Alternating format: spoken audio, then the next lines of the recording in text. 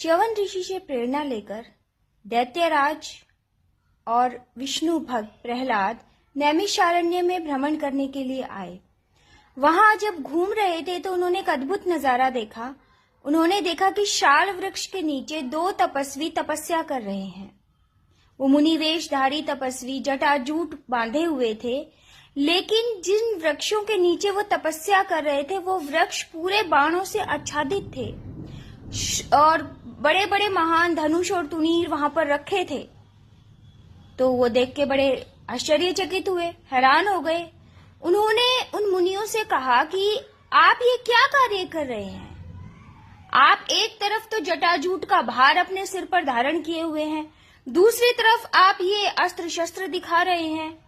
ये दोनों चीजें एक साथ कैसे चल सकती हैं? तब उन्होंने जवाब दिया कि जो सामर्थ्यवान होता है वह जो करता है उसी से शोभा पाता है। लेकिन प्रहलाद जी इससे संतुष्ट नहीं हुए। वो बोले, नहीं, मैंने धर्म की स्थापना की है, मैं विष्णु भक्त हूं, आप मेरे समक्ष ऐसी बातें कर रहे हैं, ये आपके अहंकार को दिखाता है।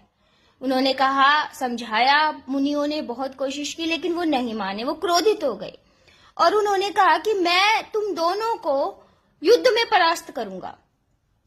तो युद्ध छिड़ गया। भक्त प्रहलाद, जो दैत्यराज प्रहलाद हैं, उन्होंने ब्रह्मास्त्र, माहेश्वरास्त्र, सभी बड़े बड़े अस्त्र शस्त्रों का प्रयोग किया, परंतु वो युद्ध में हार गए। युद्ध में हारने के बाद वो बैकुंठ गए भगवान विष्णु की शरण में और बोले कि प्रभु ये ऐसा कैसे हो गया? तब भगवान विष्णु ने उन्हें बताया कि जो नर और नारायण नामक दो मुनि तपस्या में लीन हैं, नारायण तो अजेय हैं, वो तुमसे भी अजेय हैं, वो सभी देवताओं असुरों से भी अजेय हैं, उन्हें कौन जीत सकता है? उन्हें तुम नहीं जीत सकते प्रहलाद। उनके रूप में स्वयं मैं ही तो वहां पर हूं जो तपस्या कर रहा हूं। लेकिन प्रहलाद ने कहा, लेकिन प्रभु, अज्ञानतावश या अहंकारवश मैंने जो प्रतिज्ञा कर ली है कि मैं आपको परास्त करूंगा, अब उस प्रतिज्ञा का क्या होगा? तब श्री हरि विष्णु ने प्रहलाद को कहा कि जो कार्य शक्ति से नहीं हो सकता वो कार्य भक्ति से हो सकता है। इसीलिए प्रहलाद, तुम नारायण की भक्ति करो। भक्ति के बाद भगवान स्वयं अपने भक्त के अधीन हो जाते हैं, उनके वश में हो जाते हैं। इस कहानी से हमें शिक्षा मिलती है कि जहां पर सारी शक्तियां परास्त हो जाती हैं, वहां हमें भक्ति विजय दिलाती है।